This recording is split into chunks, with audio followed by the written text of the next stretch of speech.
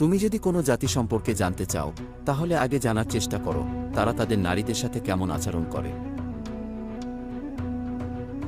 যে তোমার নিকট অন্যদের সম্পর্কে গীবত করে সে সুযোগ পেলে তোমার নামেও অন্যদের নিকট গীবত করবে, তাই এমন মানুষদের থেকে দূরে থাকাই তোমার জন্য কল্যাণকর। কখনো কোনো বোকা ব্যক্তির সাথে বন্ধুত্ব করতে যাবে না, সে তোমার উপকার করার থেকে ক্ষতি করবে বেশি। কৃপণের সাথেও কখনো বন্ধুত্ব করবে না, কারণ সে তোমার বিপদের দিনে পাশে না থেকে নিজেকে গুটিয়ে নেবে। কোনো পরনিন্দাকারীকেও তোমার বন্ধু বানিও না, কারণ সে তার প্রয়োজনে তোমাকে ব্যবহার করবে। আর সেই সাথে মিথ্যাবাদীর সাথেও কখনো বন্ধুত্ব গড়ে তুলবে না, কারণ সে মরীচিকার মতন দূরের স্বপ্নে বিভোর করে কাছের জিনিসগুলোকেও দূরে সরিয়ে দেবে।